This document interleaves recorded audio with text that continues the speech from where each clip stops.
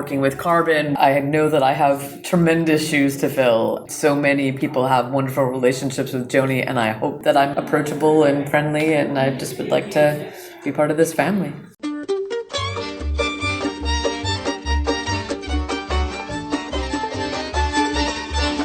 This is The Book of Life, a show about Jewish Kidlit, mostly. I'm Heidi Rabinowitz, and 2025 is my 20th year of podcasting.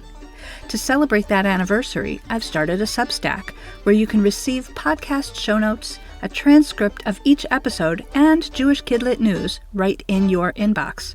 Sign up at bookoflifepodcast.com. Appropriately, as we kick off this podcast's 20th anniversary year, today we are going to think about change and continuity.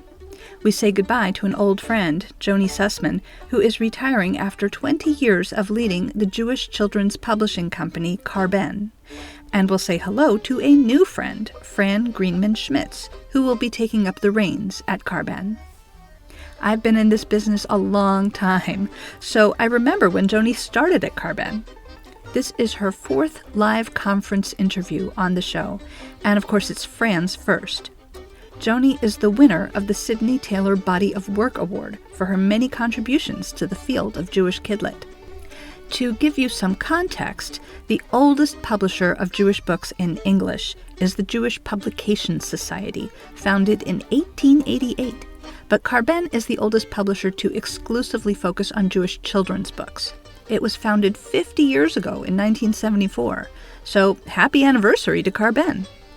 Now there are half a dozen presses that exclusively publish Jewish children's books, but Carbon is the Bubbe of them all. I spoke with Joni and Fran at the 2024 Association of Jewish Libraries Conference to hear all about this exciting time of transition. So I'm here with Joni Sussman and Fran Greenman-Schmitz at the Association of Jewish Libraries Conference. And first of all, mazel tov to both of you. Mazel tov, Joni, on retiring from your illustrious career at Carbon and also for getting the Sidney Taylor Body of Work Award. And Fran, mazel tov on your new job at Carbon. First, I want to know just a little bit of history about Carbon. Can you fill us in? Sure. So I have been at Carbon for 20 years. It's hard to believe. When Lerner acquired Carbon from the original founders, they were looking for somebody to run this very special imprint, Jewish children's books. And I knew the Lerner family, and I bumped into Harry Lerner at a Minnesota book conference, and he talked to me about this new imprint, and I was very excited to come and really develop this. And Lerner had the resources to create these beautiful books, full color, and my goal was to have these Jewish children's books be as beautiful and wonderful as any books that they would pick up off the shelf. And that was really special. Not just 2-color paperbacks, but really full-color, beautiful, hardcover, jacketed books that Jewish kids could see themselves in and really be proud of. Yes, and before Lerner acquired Carbon, it actually already had a history as an independent press. I remember that Judy Groner and Madeline Wickler had come to our conference, and they actually preceded you in getting the Body of Work Award when they retired, as a thank you for all they had done for Jewish children's literature. Can you tell us any of that history? Yes, and so Madeline and Judy started, and I'm still in touch with them, by the way. They live in the D.C. area, and they started Carbon when their husbands were in law school, and they had young kids at home, and there really weren't Jewish books for kids at all. And so they decided that just out of their homes, they would create a couple of books. And the first one was my very own Haggadah, which is still in print now all these 50 years later. Wow. And they started to just create these books because there was a need for them. And they called the company Carbon after their 2 kids, Karen and Ben. And that's how Carbon came to be. And also, once upon a time, in the olden days, there used to be something called carbon copies. Yes, that's right. It used to be called Carbon Copies. It used to be called Carbon Copies, which was sort of a pun from C-A-R-B-O-N, carbon copies. Right. And they called it Carbon Copies. When Lerner took it over, we just made it Carbon Publishing. But it has a long and lovely history going way, way back to a time when there really weren't Jewish children's books. Okay, so I want to talk some more about your history with Carbon, but also I want to introduce Fran. So how did you come to find this job and what made you want this job? Yeah, so I have a long history in development of kids' content through Mattel and American Girl, through Highlights for Children and the Highlights Foundation. And I have done some work with PJ Library on the audio programming side. I'm a Jewish woman, a Jewish mother, and as things have been changing in the world today, all the unfortunate happenings that we're dealing with now, it became more and more important to me to focus more on Jewish content development and finding things around Jewish children. And I got introduced to Joni. I don't even remember how I actually found you in the first place. I can't remember, yeah. Yeah, but so we had started talking about, how I might do that, working with Carbon, working with Learner. And Joni told me that she was planning on retiring and that her job would be available, and thought maybe it would be an interesting thing for me to do. And I thought, this would really be great. And it sort of marries all of the things that I've done in my career to date and really spoke to my heart. So wonderful. I applied and got the job. Yay. Awesome. Before you became a part of Carbon, were there Carbon books that you read in your earlier life that you can recall connecting with? Yes, many. My involvement with PJ Library, my impression had been that all of the books were Carbon. Many of them are. And initially they were. I think, when I was younger, I think a lot of them were, and my exposure to it just sort of took me a minute to connect the dots again of how everything fits. But we use the Haggadahs at our Seders over the years. My children are teenagers now, but all of the content has been around us and in our lives for quite a long time. It's exciting. What has changed about Carbon since you started, Joni? What changes did you purposely make, or what changes occurred organically? Well, a number of things have really changed in the 20 years that I've been at Carbon. The first was that when we first published Jewish children's books, it was only knowledgeable Jewish families that were interested, for instance, in a book about Shabbat. And now we have a much broader reach. So all of our books include content in the back matter about a particular holiday. We don't assume everybody knows what Shabbat is or what Lag BaOmer is or what Shavuot is. So that's been a change, and it's made those books much more accessible. Also, the interest in Jewish books is much broader. And children's books are a wonderful foot in the door for families that may or may not have a lot of Jewish knowledge. It's not intimidating. It's very accessible to read a Jewish children's book to a child where the parent, whether it's a Jew by choice, whether it's somebody who went to Hebrew school but forgot a lot about it, maybe it's somebody who grew up in a not very Jewish home that wants to do more in their own lives. It's a really great way for a parent to access Jewish content along with their child. So that is something that has really changed. Another thing that's really changed is technology. When I first started, we would hire an illustrator and they would have to draw on pieces of paper and send it by FedEx. And so we were thus limited to Americans who could send stuff by FedEx. Today, with a digital world, we're able to work with illustrators from all over the world, and that has made a real difference in terms of the kinds of styles and the kinds of things that we can do that we didn't used to be able to do. We also work with many more non-Jewish illustrators because we can give them art direction, although sometimes that comes up with funny things. When you do a Sukkot book and you send an artist a picture, a photo reference of a lulav, and you assume they kind of know how the lulav works. That's not true. Sometimes it comes back in a sketch where it's sitting in a pot or it's hanging from a ceiling. So you have to be very good at art direction. But the world has really been open to us because it's now a digital world. The other thing that's huge is the scope of what we're covering in Jewish children's books today. The ethnic diversity, the racial diversity, the acknowledgement of Sephardic stories, not just shtetl Ashkenazic stories, although there's still, of course, room for that too, but it's a much bigger world in terms of the different kinds of Jewish families that are out there, and we've really tried to develop books that meet those needs in the world as well. Cool. Fran, I know that you haven't hardly even got your feet wet yet, but are there any changes that you're anticipating, either in the general field of publishing Jewish books or changes that you would like to make? I mean, certainly Joni has done an amazing job crafting what Carbon is and will be. And I am learning so much about just the book and publishing world, but really with my background being very much in digital audiobooks, interactive books and apps, children's entertainment, television, film. I would love to see the incredible resource of the intellectual property that Carbon holds become content that children can access in all sorts of ways, and hopefully brings them back to the book, brings the book to life in new ways. So that's probably where I think I will be the most different from what Joni has done, although I hope to carry on her wonderful legacy and choosing just amazing books that kids will resonate with and remember, and that will really, expand on their Jewish identity. Okay, that's an exciting answer. What are you proudest of accomplishing in your time at Carbon?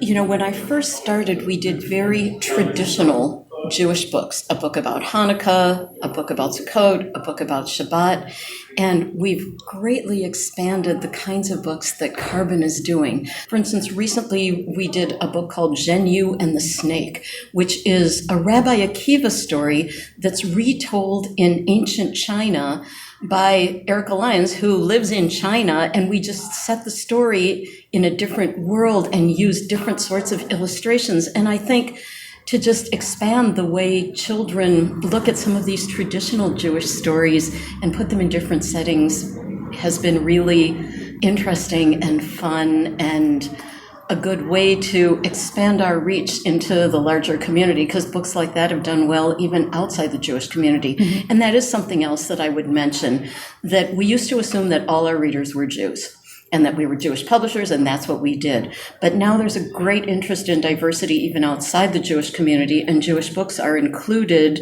in public libraries, in school libraries, and that's really a change from when I started 20 years ago. A good change. A good change, very good change. Yeah.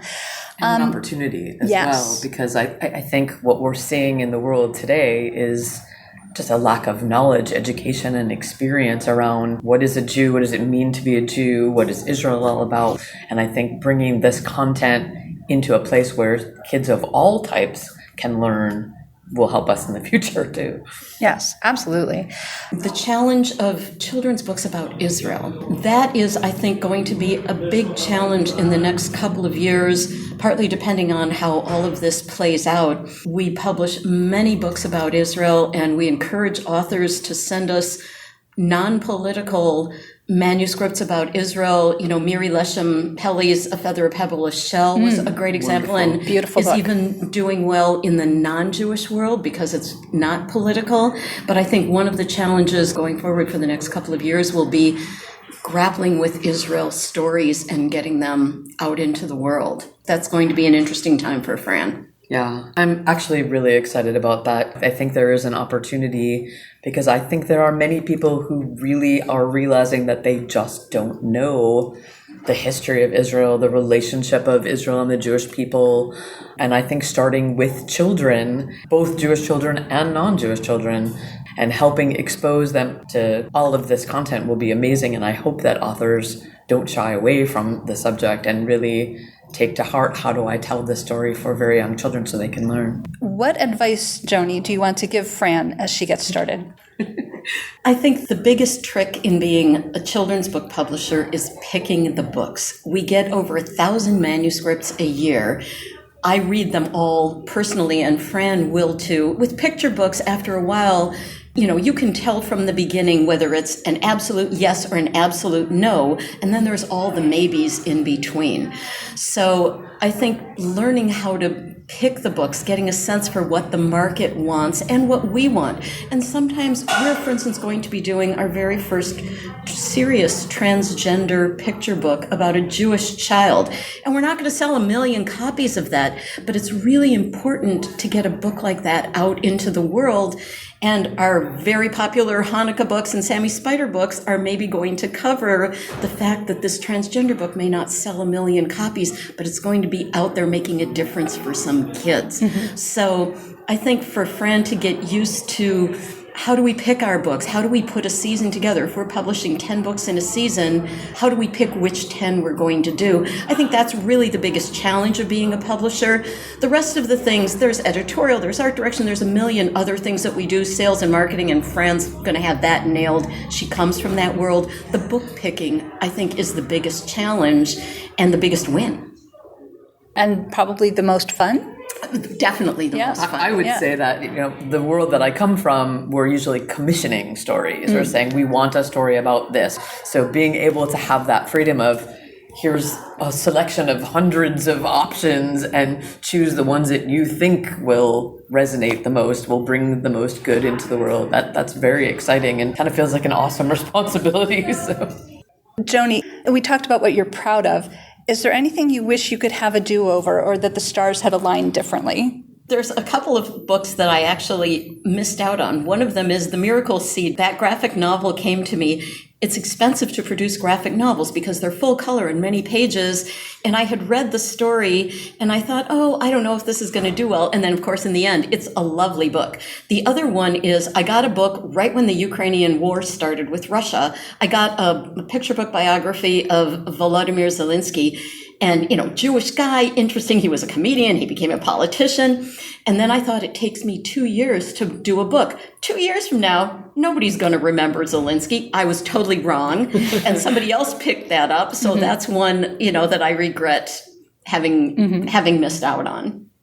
Fran, do you have a message for the librarians and the authors and the readers who have this long relationship with Carbon at this time of transition? What would you like to say to everyone? oh my goodness.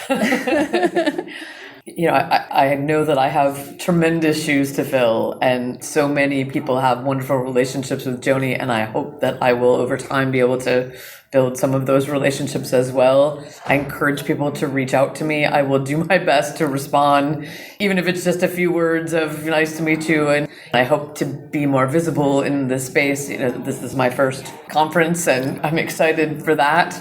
I'm open to suggestion, positive and constructive criticism, certainly. I hope that I'm approachable and friendly, and I just would like to be part of this family. Beautiful. We would encourage authors to please continue to send your books to Carbon editorial at carbon.com. Fran will look at all of them, and we really do want to maintain our relationships with all of our authors who are wonderful. This is where we get our content. So it's a very special and important time. Please do continue to send Carbon manuscripts. It's business as usual in that way. Different person sitting in the chair, but really the same publishing house, the same concerns, the same interests, the same aims and goals as all of you have as authors. Okay. Joni and Fran, thank you so much for finding a minute at this busy conference to sit down and talk to me.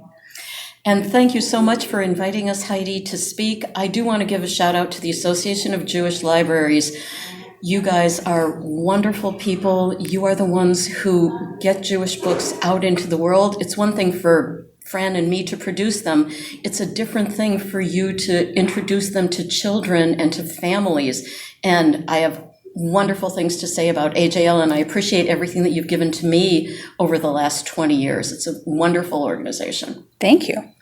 Growing up a Jewish child in the synagogue world, spending lots of time in the library, being involved in Jewish causes. My children are in Jewish schools and Jewish camps, and my daughter's in Israel right now. She left yesterday morning. I have been impacted by the work that you all do, and I hope that, if there's anything that I can do as part of this role or in any role, I hope to be able to be additive, I guess. It's a better way to say that. Thank you.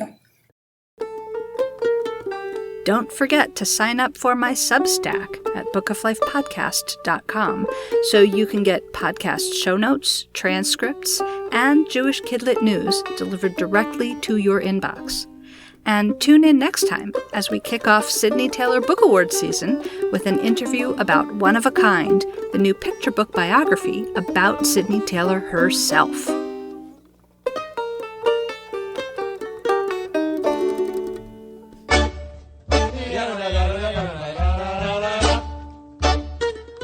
Say hi to Heidi at 561-206-2473 or bookoflifepodcast@gmail.com.